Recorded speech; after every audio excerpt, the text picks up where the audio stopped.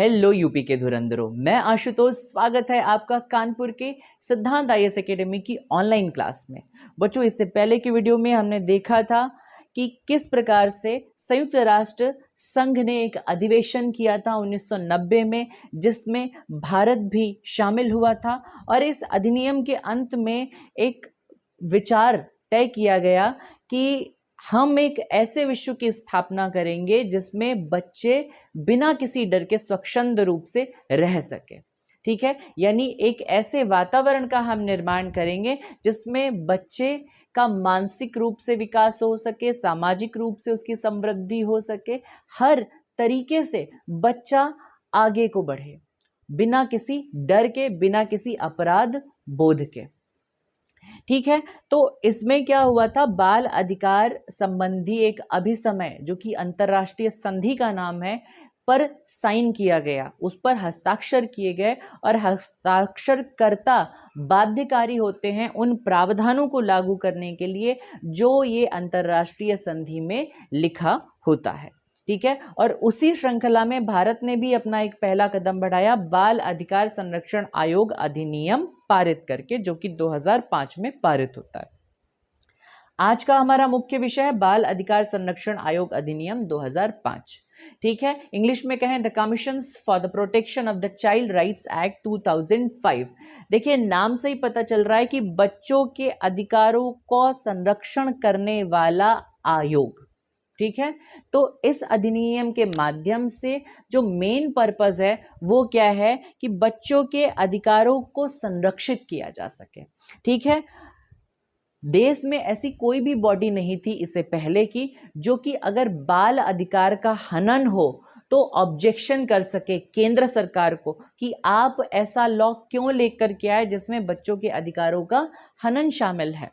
ठीक है, तो उन्हीं चीजों पर सरकार का ध्यान खींचने के लिए आपका बाल अधिकार संरक्षण आयोग अधिनियम बाल अधिकार संरक्षण आयोग का प्रावधान करता है। ठीक, अब देखेंगे कि इस लॉ में आपके 7 चैप्टर्स हैं। पहला है प्रारंभिक, दूसरा राष्ट्रीय बाल संरक्षण आयोग, तीसरा है आयोग के कार्य और शक्तियां, चौथा है राज्य बाल अधिकार संरक्षण आयोग, पांचवा है बालक न्यायालय, और छठे में है वित्त, लेखा और संपरीक्षा, और सातवां है मिसलेनियस यानी प्रकीर्ण।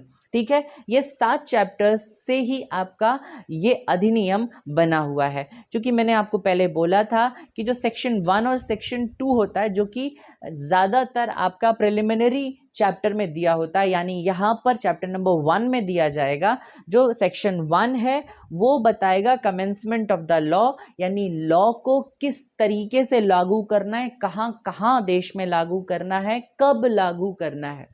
ठीक है, और सेक्शन 2 उस पूरे एक्ट में जितने भी वर्ड्स और डेफिनेशन होगी उन सबको एक जगह बताएगा एकत्र करके। अब सीधे सीधे हम आ जाते हैं चैप्टर नंबर 2 में, जो कि हमारा राष्ट्रीय बाल अधिकार संरक्षण आयोग के नाम से संबंधित है। ठीक है, यहां पर आप सबसे पहले देखिए कि यहाँ एक लोगो का यूज किया गया है और वो है आपका NCPCR का, यानी national commission for protection of child rights. ठीक, ये जरूर ध्यान दीजिएगा। इसमें जो टैगलाइन है वो है भविष्यो रक्षति रक्षतः, और इसमें एक लड़का और एक लड़की प्रतीकात्मक रूप से बने हुए हैं और इसमें भारत का तिरंगा यहाँ पर समाहित किया गया है। ठीक, तो जो अध्याय नंबर 2 है इसमें आपकी धारा 3 आयोग का गठन बताता है कि आयोग में कितने मेंबर होने चाहिए, आयोग का गठन कौन करेगा। केंद्र सरकार, यहाँ पर केंद्र सरकार करेगी, आयोग का गठन केंद्र सरकार कर रही है। और धारा 4 बताता है कि उसमें जो अध्यक्ष और सदस्य नियुक्त किए जाएंगे उनकी शर्तें क्या होगी। यानी अगर हम अध्यक्ष और सदस्यों को देखें तो समाज में एक प्रख्यात व्यक्ति हो जो कि बालकों के अधिकारों के विषय में भली प्रकार जानता हो, बालकों के मनोवैज्ञानिक या समाज शास्त्र में उसने अध्ययन किया होगा। ठीक है, ऐसे व्यक्ति को हम क्या बताएंगे, क्या बनाएंगे, हम इस पद पर नियुक्त करेंगे, अध्यक्ष और सदस्य के पद पर। वहीं धारा 5 जो है वो अध्यक्ष और सदस्य के कार्यकाल, यानी अगर कोई अध्यक्ष बनता है, कोई सदस्य बनता है तो वो कितने सालों तक का वहां उस पद पर रह सकता है। धारा 6 जो है वो इनके वेतन और भत्ते का वर्णन करती है। धारा 7 की अगर हम बात करते हैं तो वहाँ इनके पद से हटाना का जिक्र किया गया है, यानी अध्यक्ष और सदस्य को किस प्रकार से हटाया जा सकता है। अगर इन शॉर्ट मैं आपको बताऊं तो अगर वो दिवालिया घोषित हो जाता है या कोई न्यायालय उस सदस्य या अध्यक्ष को मानसिक रूप से विक्षिप्त घोषित कर देता है, या 3 कॉन्जिक्यूटिव मीटिंग्स में एब्सेंट हो जाता है, यानी 3 लगातार मीटिंग्स में अनुपस्थित हो जाता है बिना बताए। अगर आप बता के एब्सेंट होते हो तो कोई बात नहीं, लेकिन बिना बताए अगर 3 लगातार मीटिंग्स में एब्सेंट हो जाते हैं तो ऐसे केस में भी उसको हटाया जा सकता है। अगर अध्यक्ष और सदस्य काम करने के इच्छुक नहीं होते हैं या अपना काम नहीं करते हैं तो भी उनको हटाया जा सकता है। तो ये सारे प्रावधान आपको धारा 7 में देखने को मिलेंगे। धारा 8 में अध्यक्ष और सदस्य द्वारा पद रिक्त करना, अगर पद को रिक्त कर दिया जा रहा है, पहली बात तो वो रेजिग्नेशन भी दे सकते हैं। रेजिग्नेशन किसके नाम पर लिखा जाएगा? वो सेंट्रल गवर्नमेंट के नाम पर लिखा जाएगा। सेंट्रल गवर्नमेंट यानी केंद्र सरकार को संबोधित करते हुए अगर इन्होंने एक पत्र लिख दिया तो तब भी ये क्या हो जाएंगे, ये अपने पद से हटाए जा सकते हैं। अगर इन्होंने केंद्र सरकार के नाम पर त्याग पत्र भी लिख दिया तो भी ये क्या करे जा सकते हैं, पद से हटाए जा सकते हैं। ठीक, तो ये सारा आपने देखा इन धाराओं में वर्णित है। नेक्स्ट अब हम राष्ट्रीय बाल अधिकार संरक्षण आयोग को की वर्ड्स में पढ़ेंगे, यानी मंत्रालय, किस मंत्रालय के अधीन ये काम करेगा। भाई इससे ऊपर भी तो कोई एक बॉडी होनी चाहिए ना, तो वो बॉडी है आपकी महिला एवं बाल कल्याण मंत्रालय। ठीक है, वहीं अगर हम देखेंगे नेक्स्ट जो है वो कीवर्ड है वैधानिक निकाय। पहली बात बच्चों, आपने बहुत बार सुना होगा वैधानिक निकाय और दूसरा सुना होगा संवैधानिक निकाय। ठीक, वैधानिक निकाय को और कई नामों से जाना जा सकता है, जैसे कि वैधानिक निकाय, दूसरा सांविधिक निकाय, तीसरा कानूनी निकाय। इंग्लिश में अगर हम बात करें तो नॉन कॉन्स्टिट्यूशनल बॉडी या फिर स्टैट्यूटरी बॉडी। ठीक है, ये 5 नाम आपने जरूर सुने होंगे और वो सब वैधानिक निकाय को संबोधित करते हैं। वहीं पर आपने इसके अगेंस्ट में सुना होगा कॉन्स्टिट्यूशनल बॉडी, संवैधानिक निकाय। ठीक है, और ये 2 हैं, इन दोनों का अर्थ क्या होता है? पहली बात, इन दोनों के अंतर को हम समझ लेते हैं कि वैधानिक निकाय और संवैधानिक निकाय, इन दोनों में मुख्य अंतर क्या है। संवैधानिक यानी ऐसे निकाय जिनका वर्णन संविधान में मिलता है। ठीक है, ऐसे निकाय जिनका वर्णन हमें संविधान में देखने को मिलता है उनको कहा जाता है संवैधानिक या कॉन्स्टिट्यूशनल बॉडी कहा जाएगा। और ऐसे निकाय जिनका वर्णन संविधान में तो नहीं है लेकिन संसद में एक अधिनियम को पारित करके उनका गठन जब भी किया गया है तो उन निकायों को क्या कहा जाएगा? वैधानिक निकाय या कानूनी निकाय या गैर संवैधानिक निकाय या नॉन कॉन्स्टिट्यूशनल बॉडी या स्टैट्यूटरी बॉडी। ठीक है, ये सारे वैधानिक निकाय के नाम से संबोधित किए गए हैं। और चूंकि राष्ट्रीय बाल अधिकार संरक्षण आयोग भी बाल अधिकार संरक्षण आयोग अधिनियम 2005 से गठित हुआ है, इसलिए ये भी एक नॉन कॉन्स्टिट्यूशनल बॉडी है, ये भी एक वैधानिक निकाय है, स्टैट्यूटरी बॉडी है। ठीक है, वहीं इसके गठन में हम देखें तो इसका गठन केंद्र सरकार करता है। इसमें एक अध्यक्ष होता है और 6 सदस्य होते हैं। 6 सदस्यों में 2 महिलाएं अवश्य होनी चाहिए। ठीक है, फिर आपने देखा है मैंने 3/65 लिखा है, 3/60 लिखा है, ये एक्चुअली में इनके कार्यकाल को दर्शाता है। ठीक, यानी एक अध्यक्ष जब से नियुक्त होगा तब से वो 3 वर्ष तक का अपने पद को संभालेगा, या अगर इसी बीच उसकी आयु हो जाती है 65 वर्ष की तो भी अपने पद से विरक्त हो जाएगा। यानी या तो कार्यकाल 3 साल का पूरा हो जाए और या तो उसकी आयु 65 वर्ष हो जाए, दोनों ही कंडीशन में उसको क्या करा जाएगा? हटा दिया जाएगा। वहीं जो 6 सदस्य हैं उनके साथ में क्या समय सीमा तय करी गई है? 3 वर्ष या तो कार्यकाल को उनके हो जाए या तो उनकी आयु 60 वर्ष की हो जाए। ठीक है, तो उस कंडीशन में क्या होगा? उसे अपने पद को छोड़ना पड़ेगा। दूसरी बात क्या है कि कोई भी व्यक्ति 2 बार से ज्यादा कार्यकाल के लिए नहीं चुना जा सकता है। ठीक है, और आपका लास्ट में बचता है शक्तियां। शक्तियां कौन कौन सी इसको प्राप्त है? भाई देखिए, बच्चों के अधिकारों का हनन हो रहा है, ये तो बताएगा आपका राष्ट्रीय बाल अधिकार संरक्षण आयोग।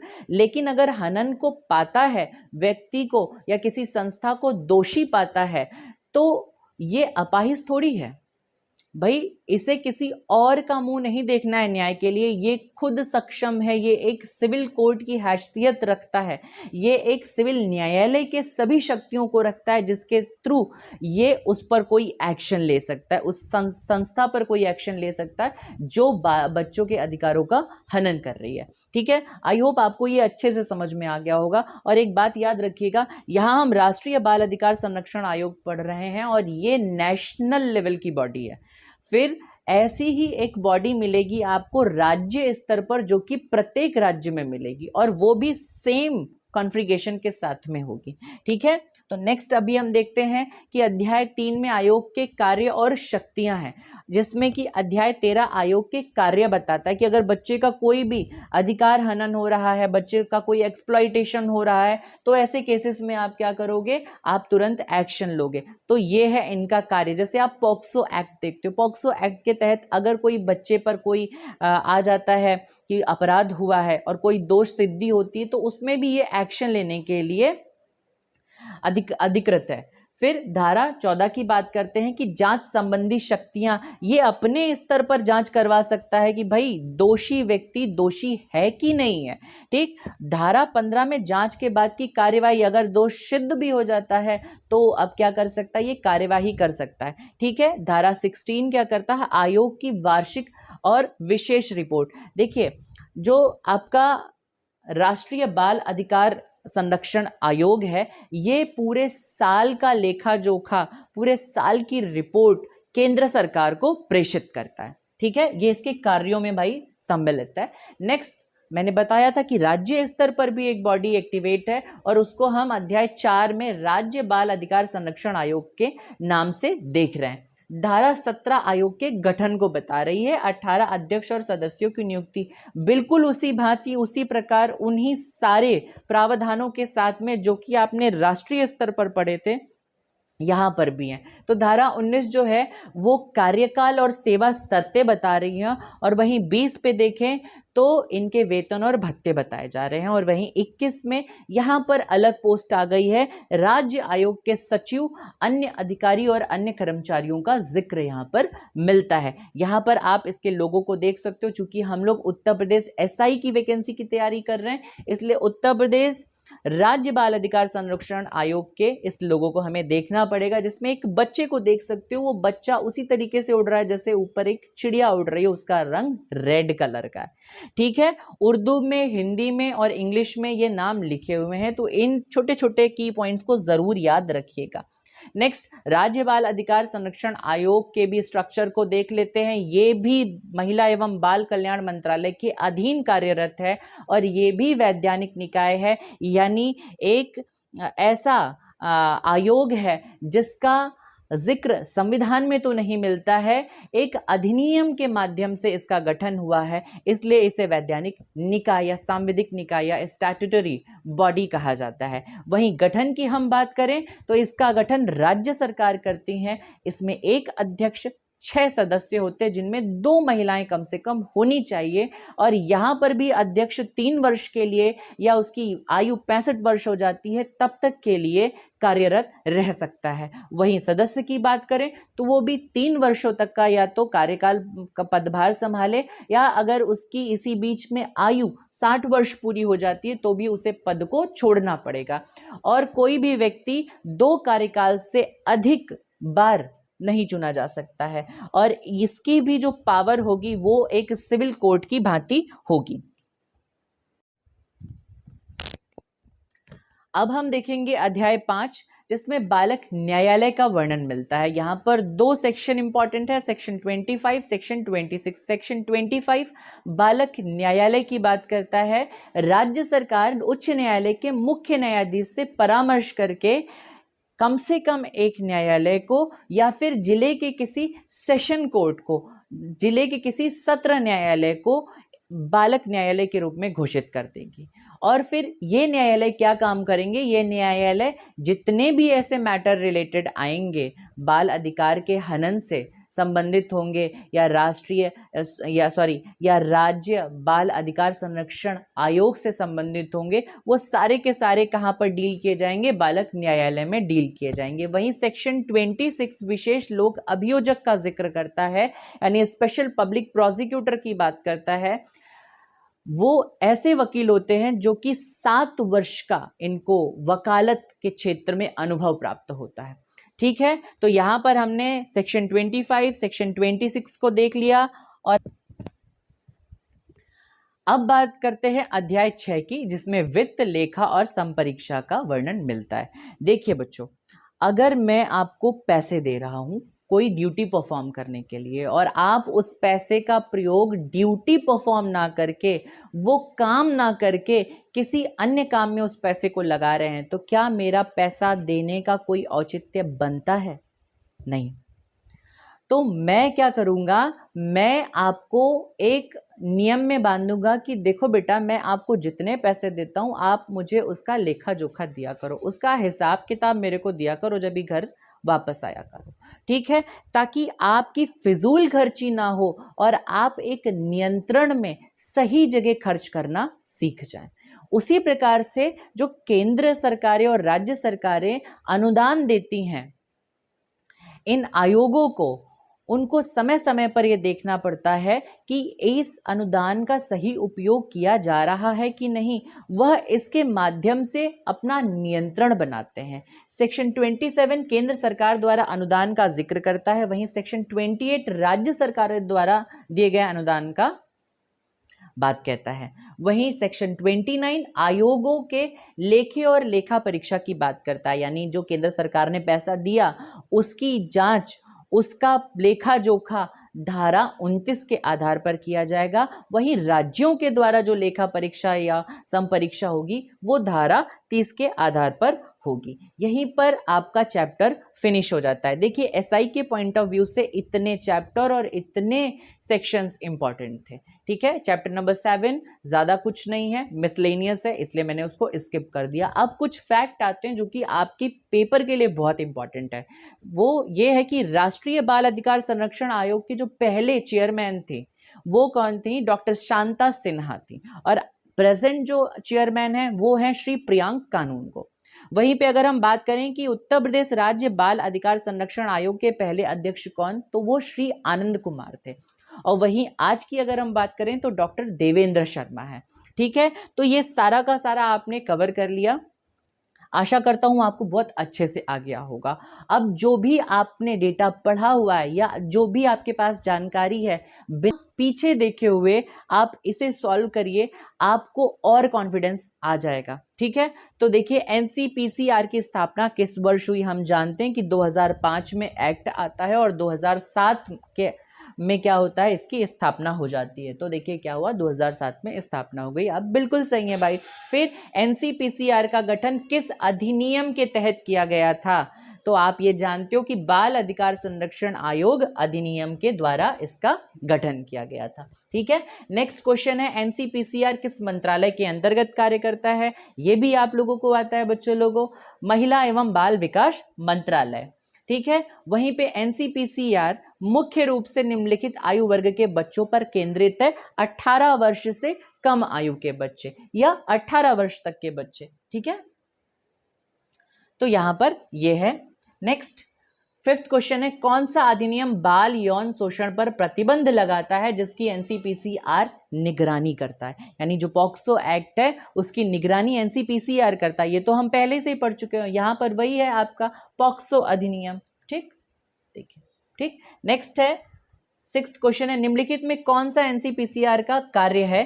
कानून बनाना, चुनाव करना, बाल अधिकारों की निगरानी। बाल अधिकारों की निगरानी करना कि उसके अधिकारों का कहीं हनन तो नहीं हो रहा है, कहीं समाज में ऐसे कानून तो नहीं पारित किए जा रहे हैं जो कि बच्चों के अधिकारों पर ही आकर के प्रश्न चिन्ह लगा दे रहे हैं। ठीक है, नेक्स्ट क्वेश्चन है 7th, एनसीपीसीआर का मुख्यालय कहाँ है? ये भी बहुत इंपॉर्टेंट क्वेश्चन है, वो दिल्ली में है। ठीक है, तो इसे याद रखिएगा। एनसीपीसीआर द्वारा समर्थित बाल सहायता लाइन नंबर क्या है? आप सबको ये पता होना चाहिए, 1098। ठीक, नेक्स्ट है, एनसीपीसीआर के बाल अनुकूल पोर्टल का नाम क्या है?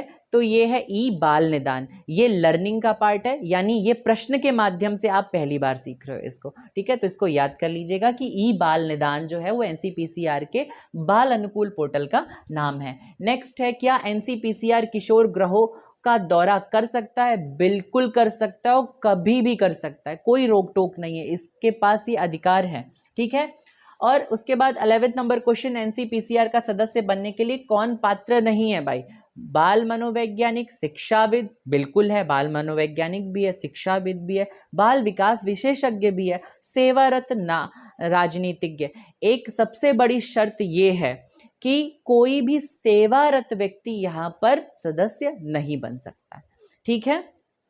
एनसीपीसीआर का आदर्श वाक्य इस पर जोर देता है, शिक्षा सर्वप्रथम, बच्चे सर्वप्रथम, शक्ति द्वारा संरक्षण या कानून और व्यवस्था। भाई सबसे इंपॉर्टेंट तो बच्चे हैं ना, जब बच्चे होंगे तभी तो आप उनको शिक्षा दोगे, शक्ति दोगे, कानून सिखाओगे, तो बच्चे इंपॉर्टेंट है, बच्चे सर्वप्रथम, ठीक है। और आज यहीं पर हमारा ये चैप्टर फिनिश हो जाता है। आई होप आप लोगों को अच्छे से समझ में आ गया होगा, ठीक है। तो प्लीज़ चैनल को शेयर करिए, सब्सक्राइब कीजिए और ऐसे ही पढ़ते रहिए मन लगा करके। सफलता बिल्कुल भी आपसे दूर नहीं है, ठीक है। देखिए, किसी भी परीक्षा को पास करने का जो नियम है वो ये कहता है कि आप जितनी भी तैयारी कर रहे हो उसमें कहीं भी विराम नहीं लगना चाहिए। हाँ, ऐसा हो सकता है कि किसी दिन आपने ज़्यादा पढ़ा, किसी दिन आपने कम पढ़ा, लेकिन किसी दिन आपने बिल्कुल नहीं पढ़ा, ऐसा होने मत दीजिएगा, ठीक है। तो निरंतर अपने प्रयास पर रत रहिएगा और प्लीज़ चैनल को शेयर कीजिए, सपोर्ट कीजिए, ठीक है। Thank you for watching the channel.